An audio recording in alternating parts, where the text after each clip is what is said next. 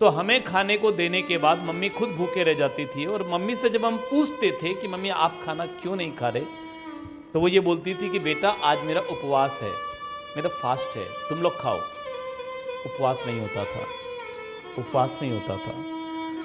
उस समय उम्र छोटी थी, समझ में आता ही नहीं था, लेकिन जैसे जैसे उम्र बड़ी हुई ना, समझ में आना शुरू हुआ।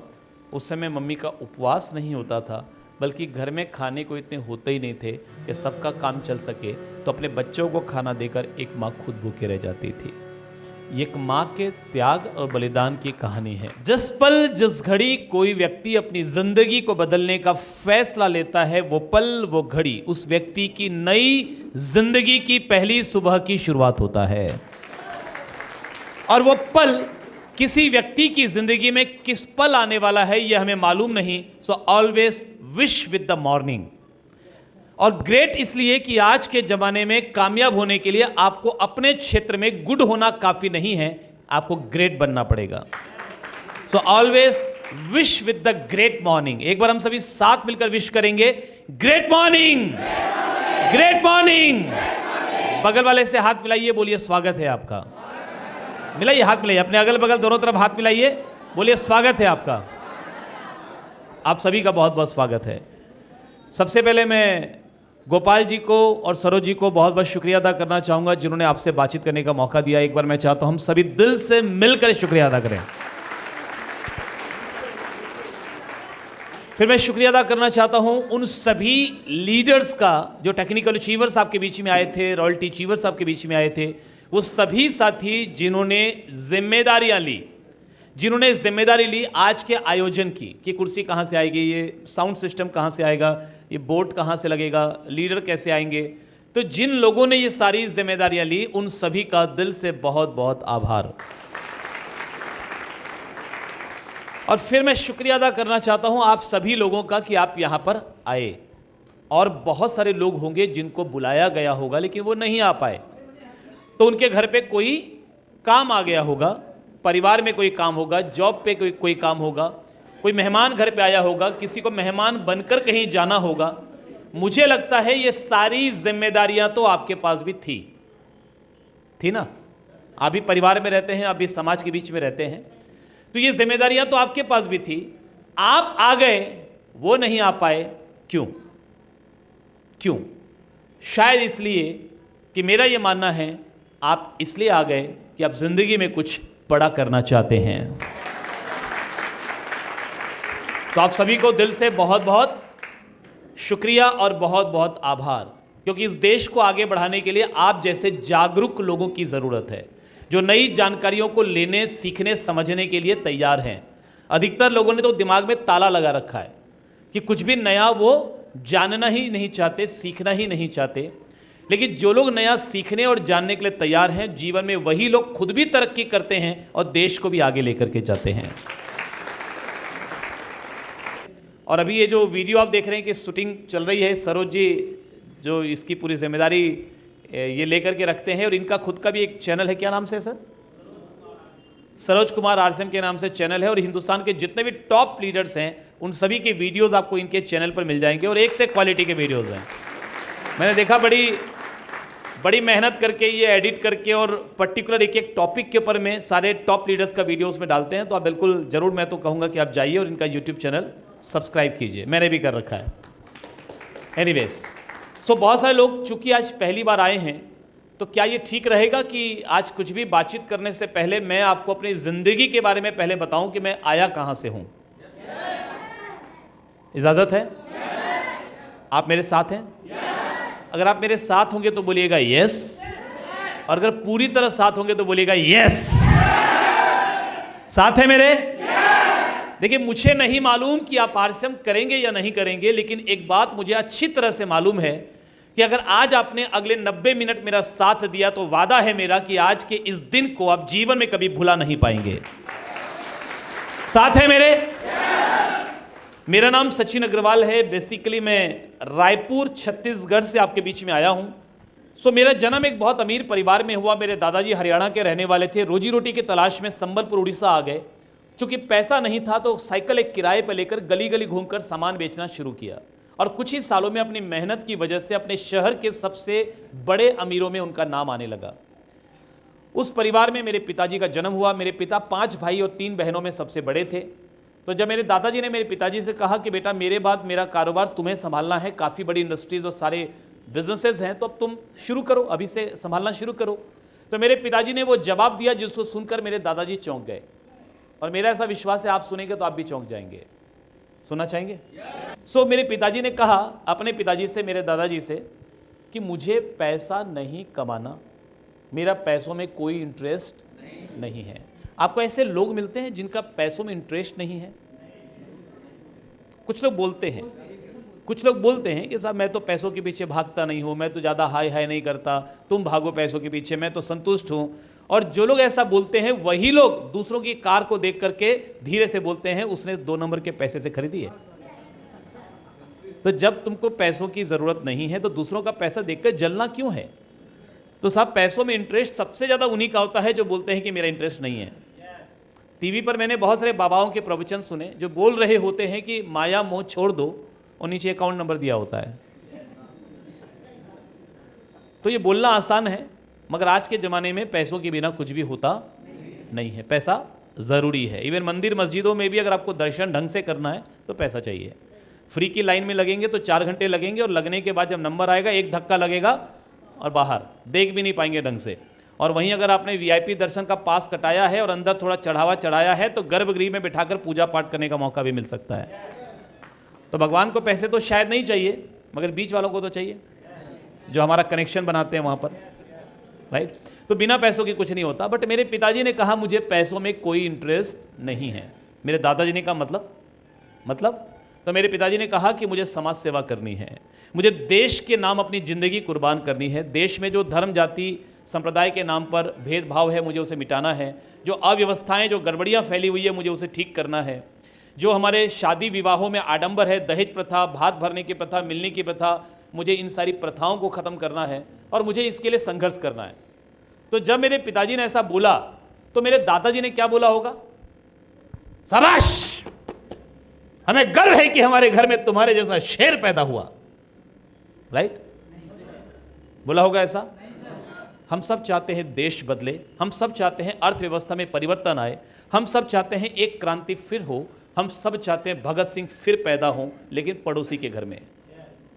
पड़ोसी के घर में हमारा बेटा या बेटी अगर आकर ये बोलें कि पापा की मम्मी कि मुझे अपनी ज़िंदगी देश के नाम कुर्बान करनी है, तो शायद ही कोई माँ बाप ऐसे होंगे जो उसको बोलेंगे जा बेटा, जा बेटी, जा।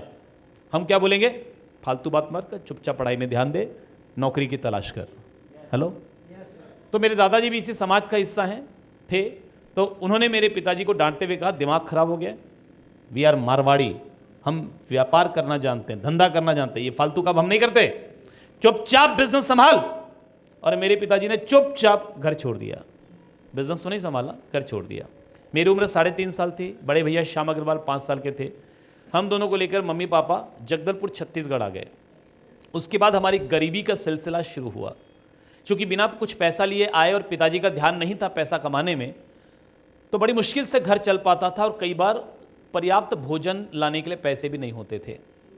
हमारी एक छोटी सी साबुन की फैक्ट्री थी। मुझे याद आता है कि उस उम्र में मतलब हमारे पास कोई लेबर नहीं था, कोई स्टाफ नहीं था, कोई वर्कर नहीं था। हम सभी परिवार के लोग मिलकर साबुन बनाने के सारे कार्य करते थे। उस समय मशीन नहीं हुआ करती थी, बड़े बड़े कढ़ाई होते थे जिसमें साबुन का घोल डालकर भट्टी के ऊपर रख करके चलाया जाता था। वो मेहनत का काम था, वो पिताजी और मम्मी मिलकर करते थे। और हम दोनों भाई अपनी मम्मी के साथ मिलकर रात के 12-12 बजे तक साबुन में रैपर लगाने का काम करते थे, साबुन में जिल्द चढ़ाने का काम करते थे। उतनी मेहनत करने के बावजूद भी कई बार जब पैसा नहीं होता था तो मम्मी साबुन बनने के बाद कढ़ाई में पानी डालकर छोड़ दिया जाता था रात को, उसको फूलने के लिए, उसको साफ होने के लिए। तो वो जो साबुन पानी बन जाता था वो सुबह मम्मी बाल्टी में भर करके दरवाजे पर लेकर बैठती थी और गांव से आने वाले लोग 5 पैसे का 10 पैसे का पानी खरीद के ले जाते थे। उससे जो कुछ भी संभव होता था मम्मी खाने के लिए लेकर आती थी। मगर कई बार वो भी पर्याप्त नहीं होता था, तो हमें खाने को देने के बाद मम्मी खुद भूखे रह जाती थी। और मम्मी से जब हम पूछते थे कि मम्मी आप खाना क्यों नहीं खा रहे, तो वो ये बोलती थी कि बेटा आज मेरा उपवास है, मेरा फास्ट है, तुम लोग खाओ। उपवास नहीं होता था, उपवास नहीं होता था।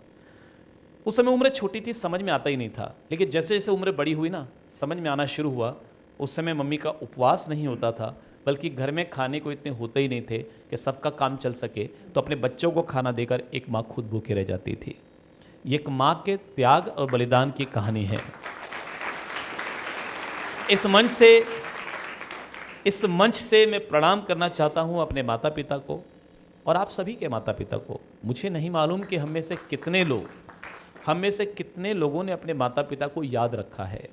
मुझे नहीं मालूम कि हम में से कितने लोग अपने माता पिता को आज भी वो प्यार, वो सम्मान देते हैं जिसके वो हकदार हैं। क्योंकि एक उम्र के बाद हमें हमारे माँ बाप बेवकूफ़ नज़र आते हैं, जस्ट बिकॉज कि उनको व्हाट्सएप चलाना नहीं आता, उनको फेसबुक चलाना नहीं आता, उनको इंस्टाग्राम चलाना नहीं आता, या किसी चीज़ को लेकर उनकी सोच थोड़ा पुराने ज़माने की है, पुराने समय की है, तो हमें वो बेवकूफ़ लगते हैं। हम भूल जाते हैं अपनी शक्ति, अपने सामर्थ्य से बढ़कर जो कुछ भी उन्होंने हमारे लिए किया है, हम पूरी ज़िंदगी अगर उनके नाम कुर्बान कर दें फिर भी उनके एहसानों का बदला कभी चुका नहीं सकते, नहीं चुका सकते। धीरे धीरे हम बड़े हुए और मुझे याद है कि बचपन बहुत संघर्षों में गुजरा। मम्मी पापा बहुत कोशिश करते थे कि तकलीफ़ों की आंच हम पर ना आए, फिर भी वो आती थी, कुछ हद तक आती थी। मुझे याद है हमारा एक जो मकान था वो कच्ची झोपड़ी जैसा था जिसके ऊपर खपरेल की छत थी, और खपरेल की छत छोटे वाले खपरे थे तो जिसको हर साल बदलना पड़ता है, ठीक करना पड़ता है। तो चूँकि उतने, और उसके बीच में पहले तिरपाल बिछाई जाती है प्लास्टिक, ताकि पानी अंदर ना जाए। सो वो तिरपाल थोड़ा इधर उधर से छेद हो जाता था, खपरे थोड़े फूट जाते थे, तो इतने पैसे नहीं थे हमारे पास कि हर साल उसको ठीक करवा सके। तो बारिश के समय में पानी टपकता था, और टपकता था तो बड़ी मुश्किल से मेहनत करके मम्मी ने एक खटिया खरीदी। उसमें रस्सी की वो खटिया आती थी ना, आजकल तो खैर दिखती नहीं है, वो रस्सी की और निवार की जो खटिया वो आती थी, वो मम्मी ने खरीदी, और एक मच्छरदानी खरीदी, और उसके ऊपर एक प्लास्टिक खरीदा। हम दोनों भाइयों को बारिश के समय जब पानी टपक रहा होता था तो उस खटिया में सुलाकर, ऊपर से मच्छरदानी लगाकर, प्लास्टिक ऊपर से ढक करके और सुला दिया जाता था, ताकि हमें डिस्टर्बेंस ना हो, हमारी नींद खराब ना हो। और मम्मी पापा रात भर जगह जगह पे बर्तन लगाते थे और पानी भरता था और फेंक फेंक के आते थे, क्योंकि सारा सामान वहीं था, एक ही कमरे का मकान था, सारा सामान वहीं था। अगर पानी को बहने देते तो शायद सामान खराब हो जाता। तो ये बचपन हमने देखा है। कोई ऐसा काम नहीं होगा जो हमने नहीं किया। मतलब मैंने लोगों के घर पे जाके दूध बांटा है, मैंने पेपर बांटा है, मैंने सड़क पे बैठ के सब्जियां बेची है। कोई ऐसा काम नहीं होगा जो शायद हमने नहीं किया। 14 साल की उम्र तक आते आते एक बात समझ में आ गई, अगर हमने कुछ बड़ी जिम्मेदारी नहीं ली, कुछ बड़ा नहीं किया, तो घर के हालात और ख़राब होते जाएंगे। तो मैंने पिताजी से कहा 14 साल की उम्र में कि पिताजी, आप समाज सेवा करना चाहते हैं, घर चलाना पड़ रहा है, क्योंकि परिवार है तो चलाना पड़ेगा, तो आपका ध्यान नहीं है घर चलाने में, आपका ध्यान समाज सेवा में है, तो आप ना समाज सेवा कर पा रहे हैं ना घर चला पा रहे हैं। आप आज से समाज सेवा कीजिए, घर मैं चलाऊंगा। 14 साल की उम्र बहुत ज़्यादा नहीं होती, लेकिन जब जिम्मेदारियां सिर पर आती हैं तो व्यक्ति जल्दी बड़ा हो जाता है। सो हम बड़े हो गए, हमने काम शुरू किया। वो सारे काम शुरू किए जो कम पैसों में या बिना पैसों में किए जा सकते थे। जैसे आलू प्याज मसाले की आड़त का काम किया, LIC की एजेंसी ली, Sahara India, Shriram, mutual funds, post office, RTO, जितने भी काम, मतलब 12-13 काम हमने एक साथ शुरू किया। RCM से पहले की अगर दिनचर्या की मैं बात करूँ, रूटीन की मैं बात करूँ, तो सुबह लगभग 5-5:30 बजे मैं उठता था। लगभग तैयार होकर नहा धोकर 6 बजे तक मैं LIC का इंश्योरेंस का काम करने के लिए गाँव निकल जाता था। लोग सोकर उठते थे, मैं लोगों के घर पर मौजूद नज़र आता था 6 बजे, 6:30 बजे। 9-9:30 बजे मैं अपने इंश्योरेंस का काम कंप्लीट करके वापस आता था। दिन भर आलू प्याज की सप्लाई का काम होता था। शाम को वसूली के लिए, यानी पेमेंट लाने के लिए निकलता था, और रात को हिसाब किताब मिला के 10:30-11 बजे तक सो जाता था। अगले दिन सुबह फिर से 5 बजे। यही रूटीन लगभग 7-8 साल चला। अब घर में थोड़े पैसे आने लगे, क्योंकि मेहनत हम बहुत कर रहे थे, क्योंकि आग लगी हुई थी पीछे कि गरीबी की ज़िंदगी जीनी नहीं है। मैंने थोड़े थोड़े रुपयों के लिए अपने माँ बाप को तड़पते हुए देखा है, छोटे छोटे रुपयों के लिए अपने माँ बाप को लोगों के सामने शर्मिंदा होते हुए देखा है। तो मन में एक आग लगी हुई थी कि मुझे अपने माँ बाप को इस गरीबी से बाहर निकालना है। तो काफ़ी मेहनत करके 7-8 साल में परिवार को ठीक ठाक पोजीशन पर लाकर खड़ा किया। लेकिन हाँ, पैसे इतने नहीं आ रहे थे कि सपने सारे पूरे हो सके, इतने आ रहे थे कि घर चल जाए। एक समस्या मुझे और दिखने लगी जब जैसे जैसे पैसे आने लगे, कि अब मेरे पास समय बिल्कुल भी नहीं था। बिल्कुल टाइम नहीं था। मम्मी बोलती थी बेटा मंदिर जाना है, मैं मम्मी से कहता था कि मम्मी रिक्शा में चले जाओ। अकेले में बैठ के मैं सोचता था कि मेरा सपना क्या था। मेरा सपना था अपनी मम्मी को सारी खुशियाँ देना, क्योंकि उनके दर्द को मैंने बहुत करीब से देखा है। तो मेरी मम्मी को पूरे भारत में तीर्थ यात्रा करवाना, ये मेरा सपना था। और आज मेरे पास इतना भी टाइम नहीं है कि मैं मम्मी को मोटरसाइकिल पर बैठाकर मंदिर तक लेके जा सकूं। तीर्थ यात्रा में क्या खाक करवा पाऊंगा। तो मुझे लगा कि मैं गलत दिशा में आगे बढ़ रहा हूं। देखिए, आप कैसी ज़िंदगी जी रहे हैं मुझे नहीं मालूम।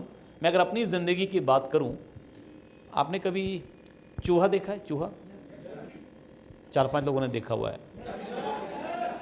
यहाँ क्या बोलते हैं चूहा को? क्या बोलते हैं? मूस। मूस देखा है आपने? मूस। तो मूस चलता है, मूस चलता है, चलता है, दौड़ता है। वो कभी चलता ही नहीं, आप देखिएगा हमेशा दौड़ता ही रहेगा। कहां पहुंचता है? बिल से निकलता है, बिल में पहुंचता है। पूरी जिंदगी दौड़ता है मगर पहुंचता कहीं भी नहीं है। आरसीएम से पहले मैं भी बहुत दौड़ रहा था मगर वहां पहुंच नहीं पा रहा था जहां पहुंचना चाहता था। ये तालियां मेरी बेबसी पर है। जहां बजानी नहीं होती वहां भी बजा देते हैं आप। मुझे लगा मैं गलत डायरेक्शन में आगे बढ़ रहा हूं, मुझे कुछ और करना चाहिए। मुझे समझ में नहीं आ रहा था कि क्या करना चाहिए। और उसी समय आरसीएम लेकर मेरे अपलाइन मेरे पास आए। रात के 12 बजे मुझे नींद से उठाया, कहा सचिन एक ज़बरदस्त चीज़ मिली है, तुझे बताना है, एक ज़ोरदार बिजनेस है। मैंने घड़ी देखी, रात के 12 बजे थे। मैंने कहा कि सर आपको नहीं लगता कि टाइम थोड़ा ज़्यादा हो गया, तो अगर आप चाहें तो अपन कल सुबह बैठ सकते हैं। तो उन्होंने कहा नहीं, मैं इतना एक्साइटेड हूँ कि मैं रुक ही नहीं सकता, इसीलिए तो अभी आया हूँ तेरे पास। तो तू बुरा ना माने तो अभी बताना है तुझे। मैंने मनी मन सोचा कि रात के 12 बजे ये नींद से उठाने के बाद पूछ रहे हैं, बुरा ना माने तो प्लान दिखाना है। तो मैं बुरा मान भी लूँगा तो क्या हो जाएगा, ये कौन सा मान जाएंगे। तो मैंने कहा कि ठीक है साहब बताइए। तो जो प्लान उन्होंने मुझे बताया मैं आपको दिखाना चाहता हूं, और आप देखकर मुझे बताइएगा मेरी जगह आप होते तो आप ज्वाइन करते क्या? इजाजत है? देखना चाहेंगे? चूंकि वो भी नए नए थे, अभी अभी ज्वाइन करके आए थे, प्लान दिखाना उनको भी नहीं आता था, तो उन्होंने मुझे प्लान दिखाया। देखिए ध्यान से देखिएगा। उन्होंने कहा सचिन देख ये तू है। मैंने कहा मतलब?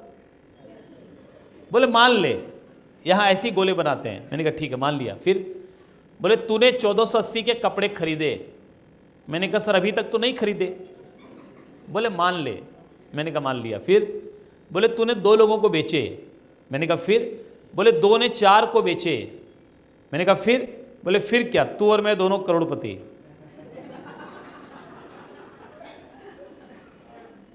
ये प्लान है, क्योंकि वो भी अभी तुरंत ज्वाइन करके आए थे, दिखाना उन्हें भी नहीं आता था। अब आप मुझे बताइए ये प्लान मेरी जगह आप देखते तो ज्वाइन करते? मैं भी आप ही की तरह समझदार हूं, मैंने भी नहीं किया। मैंने इनको एक्सपर्ट कमेंट दिया। मैंने कहा कि सर मेरी बात ध्यान से सुनिए, ऐसी कंपनियां रोज आती हैं और बंद हो जाती है, मैं तो करूंगा नहीं, और अगर मेरी बात माने तो आप भी मत कीजिए, नाम खराब हो जाएगा, बदनाम हो जाएंगे, लोग ताने मारेंगे।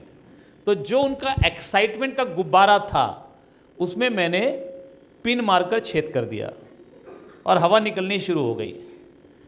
तो थोड़ा निराश और बुझे हुए स्वर में मेरे अपलाइन ने मुझसे पूछा सचिन तुझे सच में लगता है ये नहीं चलेगी कंपनी? मैंने कहा आप बोलो तो स्टाम्प पेपर पे लिख के देता हूं नहीं चलेगी। कॉन्फिडेंस की कमी तो उस समय भी नहीं थी। मैंने कहा लिख के देता हूं आरसीएम नहीं चलेगी। तो वो लौट गए। हमारे अपलाइन जो राजस्थान से छत्तीसगढ़ में आरसीएम को बिल्ड करने के लिए आए थे, उनको मालूम पड़ा कि पीके देवांगन जो बहुत एक्साइटेड हैं, सचिन अग्रवाल नाम के किसी प्राणी ने उनकी पूरी हवा निकाल दी है। तो सुबह सुबह डैमेज कंट्रोल के लिए उनके घर पहुंचे, जहां पर मैंने पंचर मारा था वहां पर टेप लगा के ठीक किया और फिर से हवा भरी। मेरी भावनाएं समझ रहे होंगे आप। उसी एक्साइटमेंट में मेरे अपलाइन ने मुझे फोन किया और प्यार से कहा सचिन। उनकी आवाज की तलखी सुनकर मैं समझ गया मामला गड़बड़ है। मैंने कहा यस सर। तो बड़े प्यार से उन्होंने कहा तू आरसीएम ज्वाइन करेगा या नहीं करेगा? ये प्यार था उनका, क्योंकि संबंध अच्छे थे तो यही प्यार था। तो कहा तू आरसीएम ज्वाइन करेगा या नहीं करेगा? मैंने कहा कि सर आप बोलेंगे तो मैं कर लूंगा, लेकिन मुझे इसमें कोई दम वाली बात नजर नहीं आती। बोले दम को रख किनारे, तू खाली बता तू ज्वाइन करेगा कि नहीं करेगा? क्या लगता है आपको मैंने क्या किया होगा?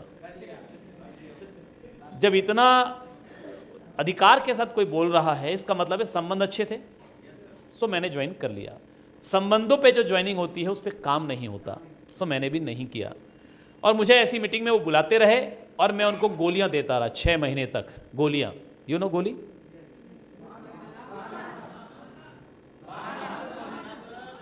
सब जानते हैं, एक से एक गोलीबाज बैठे हैं यहाँ पर।